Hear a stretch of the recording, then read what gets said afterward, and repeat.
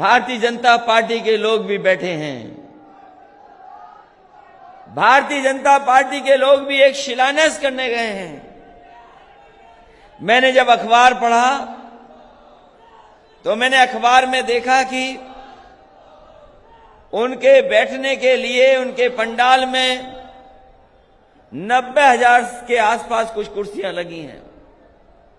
जो देश के प्रधानमंत्री जहां आ रहे हैं, जहां प्रदेश के मुख्यमंत्री पहुंच रहे हैं, तमाम मंत्री, तमाम लोग पहुंच रहे, पूरी सरकार पहुंच रही, जहां पर पूरा पुलिस का प्रबंधन है, वो लोग पहुंच रहे हैं। हो सकता है फौज के लोग भी बुला लिए हों। उनके लिए 90,000 से ज्यादा कुर्सी लगी हैं। मुझे खुशी इस बात की कि डॉक्टर संजय सिंह चौहान के कार्यक्रम में आए लोग पूरी कुर्सी भरी दिखाई दे रही हैं। हम पूरी कुर्सियां भरी हैं। वो 90,000 से ज्यादा कुर्सी भर सकते हैं।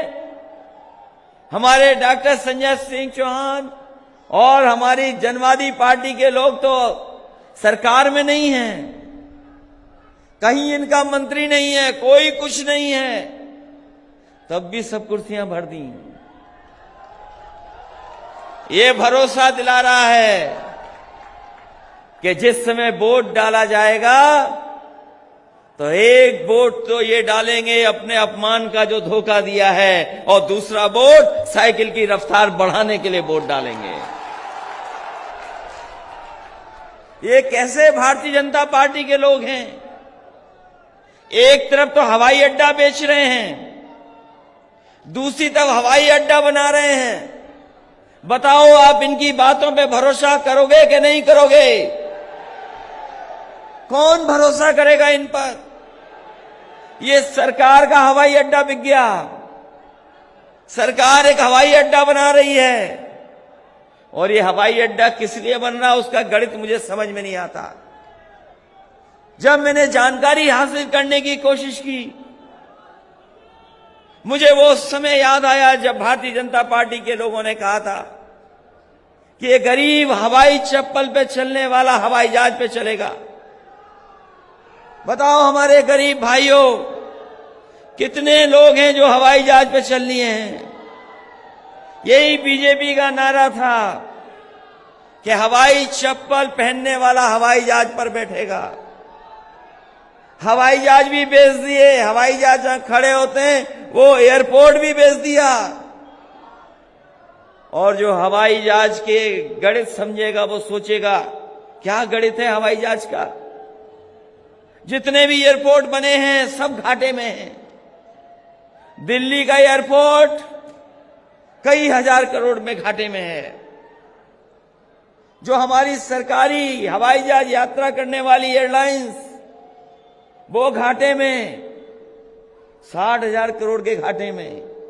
हम लोग यहां से गिनते चले जाएं, आप बलिया और गाजीपुर पहुंच जाओगे, रुपया नहीं गिन पाओगे कितने घाटे में एयर इंडिया का हवाई जहाज है। जो प्राइवेट चल रही है वो भी घाटे में हैं। जो एयरलाइंस चल रही सब घाटे में हैं। तो सोचो, एयरपोर्ट घाटे में, हवाई जहाज चल रहा है वो घाटे में, तो ये भारतीय जनता पार्टी का गणित क्या है जो मुनाफा लोग कमा रहे हैं? क्या मुनाफा का गणित है? कोई समझ में आए तो समझाए हमें कि आखिरकार क्या गणित है इसमें। एयरपोर्ट घाटे में, हवाई जहाज घाटे में, सरकार एयरपोर्ट बना रही है, गरीब चल नहीं सकता।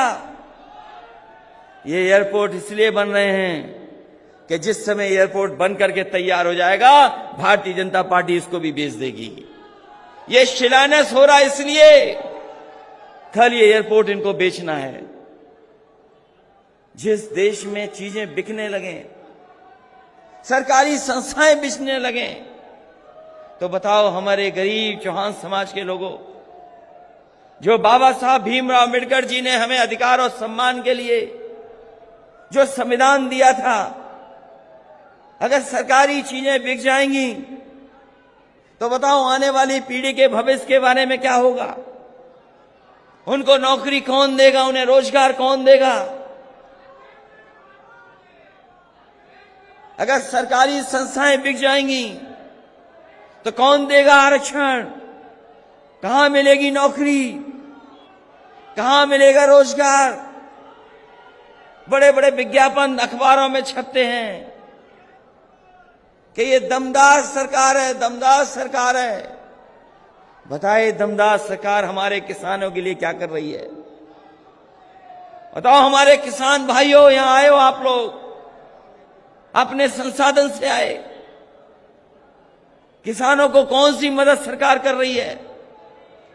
यही भारतीय जनता पार्टी के लोगों ने कहा था कि किसानों की आय दोगुनी कर देंगे।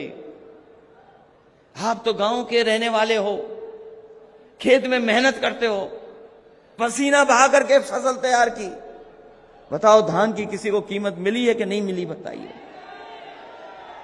धान खड़ा खड़ा ऐसे ही बर्बाद हो गया। किसान भाइयों बताओ कहां धान की कीमत मिल रही?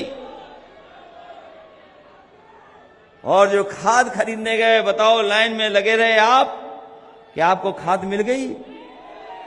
डीएपी मिल गई क्या?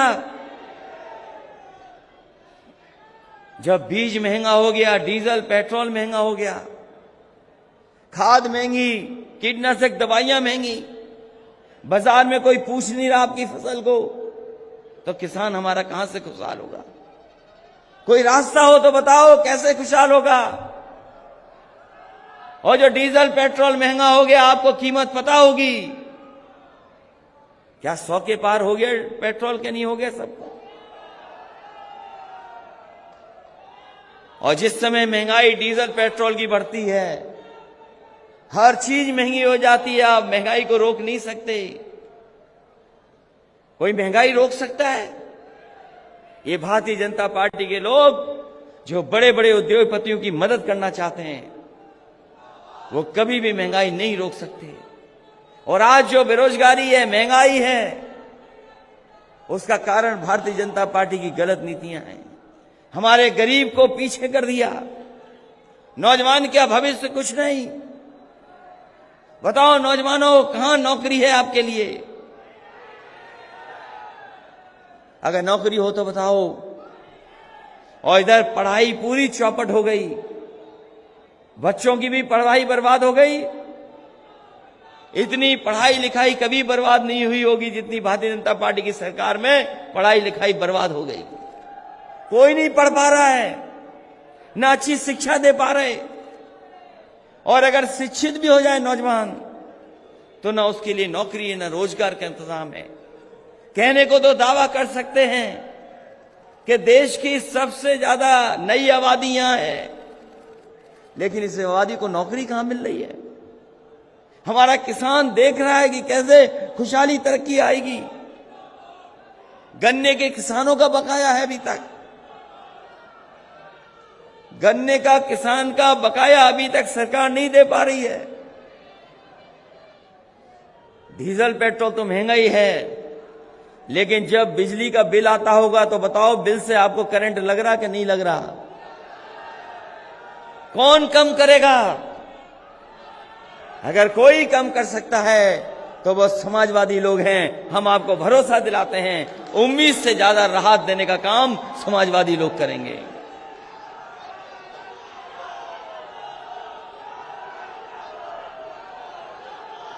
इसलिए हम आपसे कहना चाहते हैं कि चुनाव बहुत करीब है, चुनाव अब दूर नहीं बचा। 2022 का चुनाव आ गया है, सब पार्टियां निकल पड़ी हैं प्रचार के लिए। और इस समय जिस तरीके से समाजवादी पार्टी ने कोशिश की है सबको साथ लाने का, एक एक दल को जोड़ने का, उसी कड़ी में हमने आप लोगों को भी जोड़ने का काम किया है। हम आपको जोड़ करके आगे बढ़ाना चाहते हैं और हम समाजवादी लोग आपको भरोसा दिलाते हैं। मुझे याद है जिस समय पहला कार्यक्रम हम लोगों ने किया था, और उस समय कार्यक्रम कर करके बनारस और मऊ में भी कार्यक्रम हुए थे। उसके बाद आप प्रदेश भर में आपके नेता घूमे हैं। डॉक्टर संजय सिंह चौहान गांव जगह जगह गए आपके बीच में। मैं आपको भरोसा दिलाता हूं कि समाजवादी लोग आपको कदम से कदम पर मदद करने का काम करेंगे, आपके साथ सहयोग दे करके आपके साथ खड़े दिखाई देंगे। अगर आपको हक देने की बात होगी तो हक दिलाने में भी समाजवादी पार्टी के लोग आपके साथ खड़े दिखाई देंगे। आपको अगर भागीदारी देने की बात होगी तो समाजवादी लोग आपके साथ खड़े दिखाई देंगे। यही लड़ाई तो हम लड़ना चाहते हैं, इसीलिए जोड़ रहे हैं, लगातार जोड़ रहे हैं, सबको जोड़ा है। ओम प्रकाश राजभर जी को भी साथ ले आए, महान दल को भी साथ ले आए, कृष्णा पटेल जी का भी दल साथ ले आए, और आप लोग भी साथ हैं। जब इतने लोग साथ हैं और सब दल के झंडे हमारे साथ हैं तो इतनी रंग बिरंगी पार्टी किसी के पास नहीं होगी। इतने रंगों को जोड़ करके आगे चलने का काम किसी ने नहीं किया होगा। समाजवादी लोग सब रंगों को जोड़ करके एक शानदार और खूबसूरत गुलदस्ता बनाना चाहते हैं।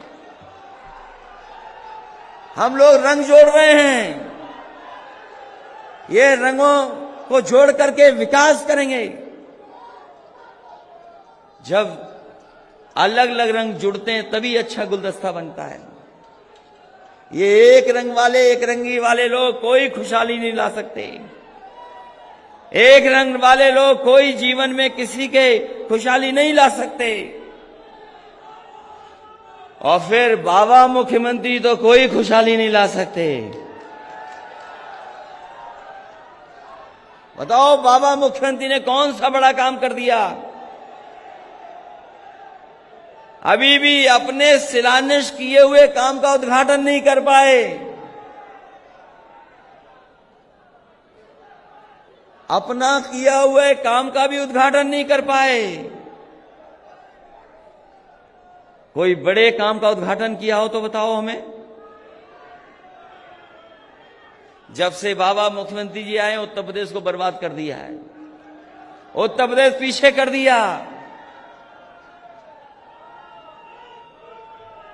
और ये हारने वाले लोग ही दूसरों का नाम लेते हैं। ये तो हम लोग सब जानते हैं, हारने वाले ही लोग दूसरों का नाम लेते हैं। ये हारने जा रहे लोग हैं और इन्होंने जो जो वादा किया अभी भी पूरा नहीं कर पाए हैं। कोई वादा बड़ा पूरा किया हो तो बता दो। आपके यहां कोई बड़ा काम कर दिया हो तो बता दो। इस सरकार का केवल एक ही काम है, नाम बदल देना, रंग बदल देना। और अभी भी नाम बदल रहे हैं। जब सरकार जाने वाली है तब भी नाम बदल रहे हैं। और इस बार जनता ने ठान लिया है कि इस नाम बदलने वालों को बदल देंगे। जिन्होंने नाम बदले वही बदलने जा रहे हैं। और जब नया मुख्यमंत्री बनेगा तो उसका भी नया नाम होगा, पुराना नाम नहीं होगा। हालांकि आप लोग में से बहुत सारे लोग पूर्वांचल एक्सप्रेसवे से चल करके आए होंगे। बलिया और गाजीपुर, सुल्तानपुर, आजमगढ़, मऊ वाले लोग एक्सप्रेसवे से चल करके आए होंगे। ये एक्सप्रेसवे आपके लिए बना है। इसके किनारे मंडियां बननी थी, ये मंडी नहीं बनाए हैं अभी। और मंडियां इसलिए बनाना चाहती थी समाजवादी सरकार कि आपके खेत में जो पैदा होगा उसकी कीमत कहां मिलेगी।